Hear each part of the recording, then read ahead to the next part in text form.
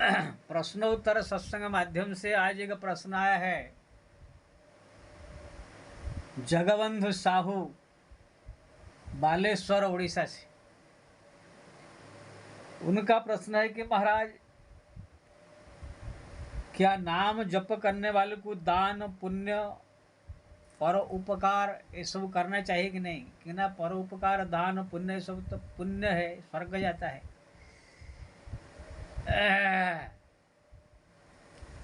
इस विषय में जो है शंका का समाधान किए। देखिए जी, नाम जपने वाले, भगवान का भक्ति करने वाले भी, उनको पुण्य कर्म भी करना चाहिए साथ साथ। जरूर है, पुण्य कर्म से स्वर्ग प्राप्त होता है और भगवान के नाम जप से, भक्ति से, तीर्थ से, धाम से, कथा सत्संग से, भगवान की पूजा करने से, ये सब से मुक्ति मिलती है, भगवत धाम मिलता है। लेकिन दान पुण्य भी समय परिस्थिति देख करके अगर किया जाए तो कुछ स्वर्ग प्राप्ति वाले तो कुछ भगवत प्राप्ति करने वाले भी है। जैसे आपने भगवान के मंदिर में जाकर दान किया, पेटी में डाला या कोई दिया, तो वो पुण्य में नहीं आएगा, वो भगवान के भक्ति में आ जाएगा ना, भगवान के वो कार्य में लगेगा। किसी साधु संत महात्मा को आपने दिया दान, तो आपका पुण्य नहीं, भक्ति में आ जाएगा। क्योंकि ना साधु संत महात्माओं की सेवा, उनकी मदद भक्ति के अंतर्गत आता है। भगवान कहते हैं मोते संत अधिक करी लिखा, मोते गुरु ही अधिक जानी, सकल भाव से भई सन मानी। जो गुरु साधु संतों को जो है मेरे से अधिक श्रद्धा सेवा करते हैं, मैं उनके हृदय में निवास करता हूँ, मेरा परम प्रिय है। यानी साधु संत महात्मा भगवान, ये सब को अगर कुछ दान दिया जाए, सेवा किया जाए, तो ये सब पुण्य में नहीं आते हैं, भक्ति में आते हैं। इसलिए अगर आप चाहते हैं भक्ति में हमारा पैसा लगे, तो आप साधु संत महात्माओं की सेवा, भगवान का मंदिर में दान, अगर ज़्यादा पैसा भगवान दिया है तो मंदिर का निर्माण भी कर सकते हैं, और जगह जगह जो है भगवान का हरिनाम का संकीर्तन, मंदिर निर्माण, संतों की सेवा, ये सब आप भी कर सकते हैं। ये सब भक्ति में आता है। ये सब भेद को जो है सब पब्लिक नहीं जानते। एक आम, मान लीजिए कोई गरीब आदमी या भिखारी आदमी जाकर मांगता है, तो उसको 100 रुपया दिया, तो वो जो हुआ, कोई साधु संत महात्मा या कोई मंदिर में आपने 100 रुपया दिया, दोनों में आकाश पाताल अंतर है। साधु संत को जो आपने दिया, जो मंदिर में दिया, वो भगवान के भक्ति में आएगा। जो गरीब या कोई भिखारी को दिया, वो पुण्य खाते में आएगा, वो स्वर्ग पहुंचाने वाला, या अगली बार जन्म लेंगे तो पुण्य देने वाला, ये भगवान का भक्ति का अंतर्गत। इसीलिए आप देखेंगे भक्तमाल कहानी जो पढ़ेंगे, जितने भी ध्रुव, प्रहलाद, हमारे जितने बड़े बड़े साधु संत महात्मा थे, सब कोई साधु संत महात्मा आएंगे या कोई भक्त आया तो उनकी जो है जो मांगे वो देते थे, उनकी सेवा करते थे। मोर ध्वज के पास जो संत आए, बोले तुम्हारा पुत्र को काट के खिला दो, तो खिला दिया। हरिश्चंद्र के पास विश्वामित्र आए, उनको राज्य तक अर्पण कर दिया, पति पुत्र तक बेच के दे दिया, तो वो सब भक्ति में आया। इसलिए भगवान दर्शन दिए, उनको प्रकट हुए। बाकी आपने कहा अन्न क्षेत्र खोल दिया, आम पब्लिक खा रही है, तो ये सब पुण्य खाते में आते हैं। मरने के बाद अगली जन्म में ये सब का फल मिलेगा, या तो ज़्यादा अगर आपने किया तो स्वर्ग में ज़्यादा स्वर्ग जाएंगे। इसलिए अगर दान पुण्य करना है तो ज़्यादा से ज़्यादा साधु संत के आश्रम में, मंदिरों में ये सब दान करे, अन्न क्या बोलते हैं, भगवान का मंदिर निर्माण करे, हरिनाम संकीर्तन करावे। कोई साधु संत के मंदिर में जाकर, जो गरीब साधु हो, जो जिसके पास जो है अर्थ का व्यवस्था न हो, वहाँ जाकर उनका व्यवस्था करे, तो ये भक्ति में आएगा।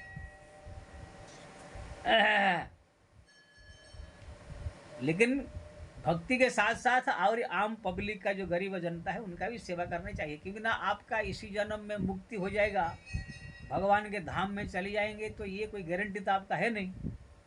आप जानते नहीं है कि इस बार जन्म मरने के बाद मेरा मुक्ति हो जाएगा, भगवान धाम चले जाएंगे, इसकी कुछ गारंटी नहीं है आपका।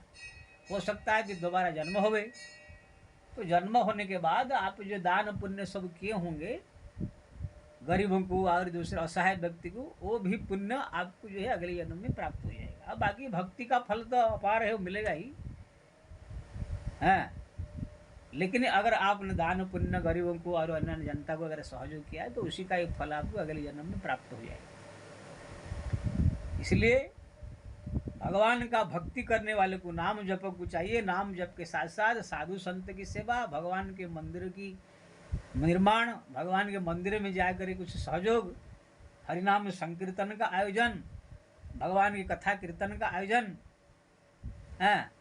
कोई तीर्थ स्थल में जा करके भगवान का जो है कोई टूटा फूटा जगह इस जगह वहाँ पर कुछ बनाना, ये सब भक्ति मार्ग में आता है। पूजा अच्छा पैसा खर्च करके बढ़िया बढ़िया पूजा भगवान का कराने का है, हरिनाम संकीर्तन का व्यवस्था करने का, ये सब जो है पहला हरिनाम जप, हरिस्मरण चिंतन प्रथम स्थान है। दूसरा भगवान के मंदिर निर्माण, भगवान के हरिनाम संकीर्तन का आयोजन और साधु संत की सेवा, और तीसरे में जो है गरीब जनता की सेवा मदद, ये पुण्य जो है ये भी करते रहने चाहिए। ऐसे नहीं कि हम भगवान का भक्त हो गए, नाम जप रहे, कोई गरीब आदमी भूखा मर रहा है तो उसको जो है हमारे पास समर्थ होते हुए भी भोजन न देवे, ये ठीक नहीं है। ये भगवान जो है असंतुष्ट भी हो सकते हैं। इसलिए सब करने का जितना हो सके, लेकिन हाँ प्रधानता हरिनाम जप, हरि भक्ति, हरि भजन प्रधान मुख्य होना चाहिए। दूसरे श्रेणी में जो है हरिनाम संकीर्तन का आयोजन, कथा कीर्तन का आयोजन, मंदिर निर्माण, मंदिर साधु संत की सेवा, ये दूसरे श्रेणी में है। ये भी भक्ति का अंतर्गत आता है। तीसरा जो पुण्य खाते में आता है, जो अगले जन्म में मिलने वाला है और स्वर्ग देने वाला है, वो जो है गरीबों की सेवा, गरीबों की मदद, पब्लिक की सेवा। जैसे आपने अन्न क्षेत्र खोल दिया, कहाँ हॉस्पिटल खोल दिया, कहाँ पर जाकर आपदा में जाकर कुछ मदद कर दिया, वो सब पुण्य है। अगली बार मरने के बाद आपको फल मिलेगा, या तो ज़्यादा से ज़्यादा स्वर्ग तक आपको पहुँच जाएगा, मुक्ति उसमें नहीं मिलेगा। लेकिन ये दो चीज़ जो है आपको भगवत धाम पहुँच जाएगा। हरिनाम संकीर्तन, मंदिर में निर्माण, मंदिर में दान करना, साधु संत की सेवा, ये सब भक्ति के अंतर्गत आता है। इसलिए ऐसे मत सोचिए कि हम भजन कर रहे हैं तो हमको दान पुण्य नहीं करने चाहिए, करने चाहिए। हाँ, ज़्यादा से ज़्यादा साधु संतों को दान करने चाहिए, मंदिर में दान करने चाहिए, भक्ति का आयोजन करने चाहिए। कोई तीर्थ यात्रा जा रहा है भगवान का धाम दर्शन करने, अगर खुद जाने का चाहिए, नहीं तो दूसरे को मदद करके उनको भेजना चाहिए। ये सब जो भक्ति संबंधी है कार्य ज़्यादा करने चाहिए। और तीसरा में जो है पुण्य, आम जनता की सेवा थोड़ा थोड़ा ये सब करते रहने चाहिए। हाँ, लेकिन हाँ अगर ये आम जनता की सेवा, ये अन्न क्षेत्र खोलना, ये सब गरीबों की सेवा, ये सब अगर भक्ति में बाधक है, नाम जप में बाधक है, तो उसको त्याग भी कर सकते हैं।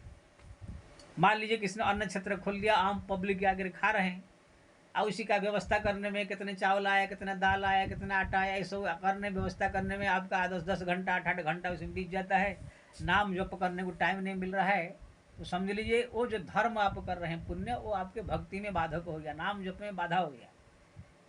इसलिए नाम जप को बढ़ाने के लिए वो आप सब बंद भी कर सकते हैं। सर्वधर्मान परित्यज्यं मामेकं शरणं व्रजम अहं त्वां सर्वपापेभ्यो मोक्षयिष्यामि मा शुचः। भगवान गीता में कहा, हे अर्जुन, मेरा भक्ति के लिए, मेरे शरण में आने के लिए, मेरे लिए तुम सर्वधर्म भी त्याग कर सकते हो। सर्वधर्मान परित्यज्यम, स्त्री अपना पातिव्रत धर्म त्याग कर सकती है अगर मेरे भक्ति में आना हो, पुत्र अपना पितृधर्म त्याग कर सकता है, पत्नी अपना पतिव्रत धर्म त्याग कर सकती है, शिष्य अपना गुरु धर्म त्याग कर सकते हैं।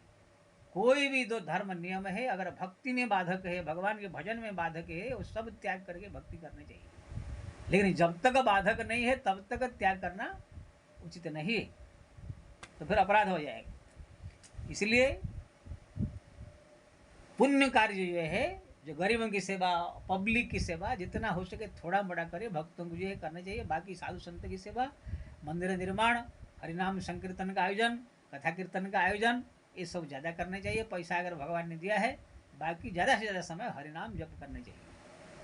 अगर पुण्य जो कार्य, जो पब्लिक की सेवा, वो सब भक्ति में बाधा डाल रहे हैं, नाम जप के लिए टाइम नहीं मिल रहा है वो सब करने से, तो वो सब त्याग कर देने चाहिए। नाम जप और ये हरिनाम संकीर्तन, मंदिर निर्माण, ये सब साधु संत की सेवा को ही रखना चाहिए।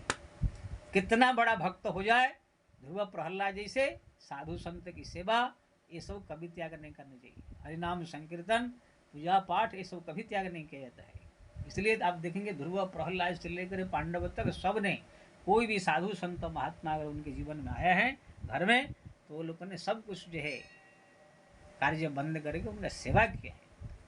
तो आप मेरे बात से समझ गए होंगे पुण्य क्या है, धर्म क्या है, भक्ति क्या है। उसी प्रकार से आप समझ करके जो है कार्य करना चाहिए। जय श्री राम।